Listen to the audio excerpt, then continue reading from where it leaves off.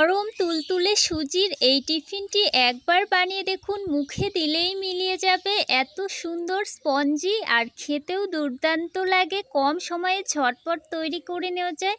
আর ভেতরটাও দেখো কতটা স্পঞ্জি হয়েছে, খেয়ে পুরো অবাক হয়ে যাবে, এতটাই টেস্টি। একবার অবশ্যই বানিয়ে দেখবে বন্ধুরা, ভীষণই সুস্বাদু হয় খেতে, মুখে দিলেই মিলিয়ে যাবে। আর দেখতেও কতটা লোভনীয় হয়েছে, আশা করি দেখেই বুঝতে পারছো। নমস্কার বন্ধুরা, স্বর্ণলতা রান্নাঘরে সবাইকে অনেক অনেক স্বাগত জানিয়ে শুরু করছি আবারও একটি নতুন রেসিপি। আশা করছি তোমাদের খুব ভালো লাগবে। স্কিপ না করে পুরো ভিডিওটা সঙ্গে থেকে দেখার রিকোয়েস্ট রইল সকল বন্ধুদের কাছে। আর আজকে তোমাদের বানিয়ে দেখাবো একদমই অন্যরকম স্বাদের সুজি আর দুধ দিয়ে একটি হালকা টিফিন রেসিপি, সম্পূর্ণ তেল ছাড়া। তো যারা তেল মশলা খায় না তাদের জন্য কিন্তু খুবই উপকারী একটি টিফিন রেসিপি। আর এই টিফিনটি কিন্তু বানানো খুবই সহজ আর কম সময়ে তৈরি করে নিতে পারবে। শুধুমাত্র দুটি উপকরণ দিয়ে নিয়েছি, এই এক প্যাকেট সুজি দিয়ে তোমাদের এই টিফিনটি তৈরি করে দেখাবো। তো বন্ধুরা সঙ্গে থেকো, চলো আর দেরি করব না, শুরু করব আজকের টিফিন রেসিপিটি। আর তোমরা যারা যারা এখনও আমার চ্যানেলটি সাবস্ক্রাইব করোনি অতি অবশ্যই সাবস্ক্রাইব করে দিও, নোটিফিকেশান সবার আগে পেতে। চলো তাহলে রান্নাঘরে যাওয়া যাক। তো বন্ধুরা আমি রান্নাঘরে চলে এসেছি আর সুজির প্যাকেটটি কেটে একটা বাটিতে ঢেলে নিয়েছি। আর দেখো এক বাটির পুরো ভর্তি হয়নি, তো মুখো মুখো হয়েছে। আমি এই একটা প্লেটে ঢেলে নিয়েছি। আর সুজিগুলোকে একটু নুন দিয়ে ভালোভাবে মিক্স করে নিতে হবে। আর নুনটা স্বাদ মতো দিতে হবে। তো সুজির পরিমাণ অনুযায়ী তোমরা স্বাদ মতো নুন দিয়ে ভালোভাবে মিক্স করে নেবে। এরপর ওই বাটি মাপেই আমি এক বাটি দুধ নিয়ে নেব। আর দুধ দিয়ে খুব ভালোভাবে মিশিয়ে নেব। তোমরা কিন্তু চাইলে দুধের পরিবর্তে জল দিয়েও করতে পারো।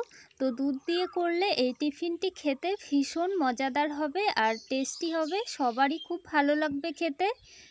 খুব ভালোভাবে চামচের সাহায্যে এইভাবে করে মিশিয়ে নিতে হবে।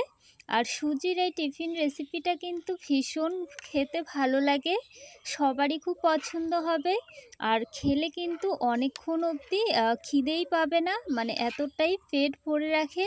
তো বন্ধুরা খুব ভালোভাবে মেশানো হয়ে গেলে আমি 10 থেকে 15 মিনিটের মতো রেস্টে রেখে দেবো ঢাকা দিয়ে। আর তোমরা কিন্তু চাইলে আধ ঘন্টা রাখতে পারো, আধ ঘন্টা রাখলে কি খুব ভালো হবে।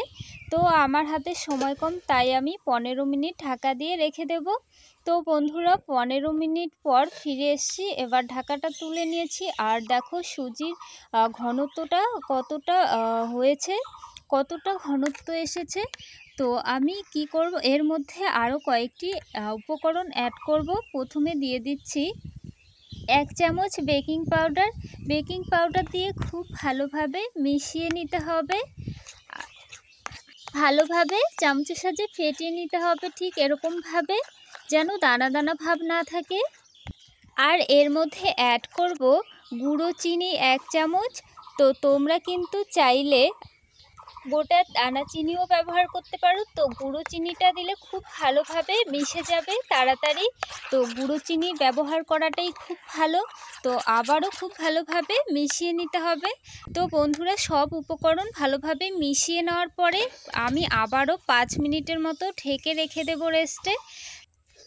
5 মিনিট পর ঢাকা তুলে নিয়েছি। আর দেখো বন্ধুরা কতটা ঘন হয়েছে। আর ব্যাটারের ঘনত্বটা কিন্তু ঠিক এরকম রাখতে হবে বন্ধুরা। তো তোমরা একটা বাটি মাপ করে দেবে, এতে করে মাপটা খুব ভালো থাকবে আর ব্যাটারের ঘনত্বটাও ঠিক পারফেক্ট হবে। উনুন জেলে আমি একটা কড়া বসিয়েছি উনুনে। কড়া গরম হয়ে গেলে 1 ফোঁটা তেল দিয়ে একটু ব্রাশ করে নেব কড়ায়। কড়ার নিচে যেন লেগে না যায় সেই কারণেই এই তেল দেওয়া। তো আমি খুব ভালোভাবে কড়ায় ছড়িয়ে নিয়েছি। আর এখন একটা চামচের সাহায্যে আমি কড়ায় 2 থেকে 3 চামচ দিয়ে দেব ব্যাটারগুলো।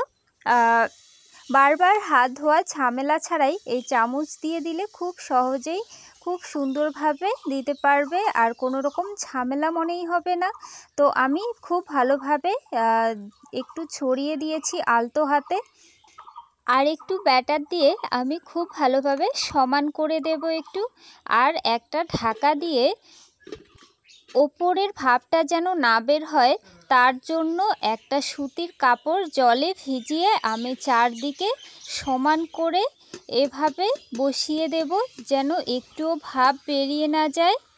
এতে করে সুজির যে টিফিনটা সেটা খুব সুন্দর ফুলে উঠবে আর দেখতেও খুব ভালো লাগবে, খেতেও খুব ভালো হবে।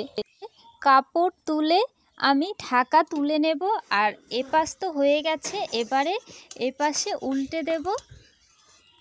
তেল ব্রাশ করার কারণে দেখো বন্ধুরা কত সুন্দরভাবে উঠে এসেছে, আর উল্টোতে কিন্তু কোনো রকম ঝামেলা হয়নি, একটুও কিন্তু কড়ার নিচে লাগেনি। তো আমি আবারও ঢাকা দিয়ে এপাশ কুক করে নেব। তো সেমভাবে আমি ওপরে কাপড়টা ছড়িয়ে বিছিয়ে নেব। এপাশ হতে খুব বেশি সময় লাগবে না, প্রায় 2 থেকে 4 সেকেন্ডের মধ্যেই খুব সুন্দরভাবে হয়ে যাবে। তো আমি আবারও ঢাকা তুলে নিয়েছি, আর দেখো কত সুন্দর হয়েছে সুজির টিফিনটি। তো আমি একটা প্লেটে নামিয়ে নিয়েছি, আর দেখো কালারটাও কত সুন্দর হয়েছে। সেমভাবে আমি আবারও একটা দিয়ে দেখাচ্ছি তোমাদের। সেমভাবে কড়ায় তেল ব্রাশ করে নিয়েছি, এবারে আমি 2 থেকে 3 চামচের মতো ব্যাটার দিয়ে দেব, আর একটু এইভাবে আলতো করে ছড়িয়ে দেব। আর ঢাকা দিয়ে সেমভাবে কাপড় জলে ভেজানো কাপড়টি খুব সুন্দরভাবে চারদিকে এভাবে বসিয়ে দেব। মাত্র 1 মিনিটেই এই পিঠেগুলো কিন্তু তৈরি হয়ে যাচ্ছে। খুবই অল্প সময়ে ঝটপট তৈরি করে নিতে পারবে। ঢাকা তুলে আমি এই পাশে উল্টে দেব, আর দেখো বন্ধুরা কত সুন্দরভাবে উঠে আসছে, একটুও কিন্তু লাগেনি। তোমাদের এই সুজির টিফিন রেসিপিটি কেমন লাগলো অবশ্যই মিষ্টি একটা কমেন্টের মাধ্যমে জানাতে ভুলবে না।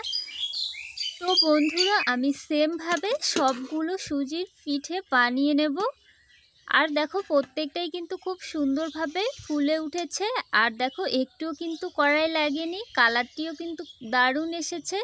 তো আমি সবগুলো সুজির পিঠে বানিয়ে নিয়েছি, এবারে একটা প্লেটেও খুব সুন্দরভাবে সাজিয়ে নেব।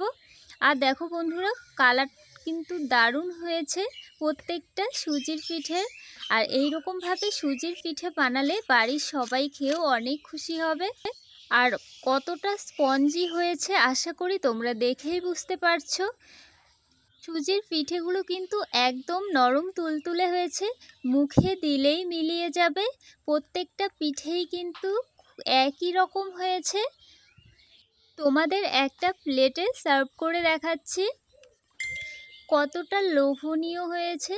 একবার বানালে বাড়ির সবাই বারবার বানাতে আবদার করবে, এতটাই টেস্টি হয় এই সুজির পিঠেগুলো খেতে। তোমাদের একটা ভেঙে দেখাচ্ছি, দেখো ভেতরটাও কতটা স্পঞ্জি হয়েছে, পুরো কেকের মতো লাগবে খেতে এই সুজির পিঠেটি। আজকের সুজির টিফিন রেসিপিটি তোমাদের কেমন লাগলো অবশ্যই কমেন্টের মাধ্যমে জানাতে ভুলবে না। আর ভিডিওটি যদি ভালো লেগে থাকে লাইক কমেন্ট শেয়ার করে পাশে থেকো, আর নতুন বন্ধুদের মাঝে বেশি বেশি করে শেয়ার করে দিও, তারাও যেন দেখতে পায়।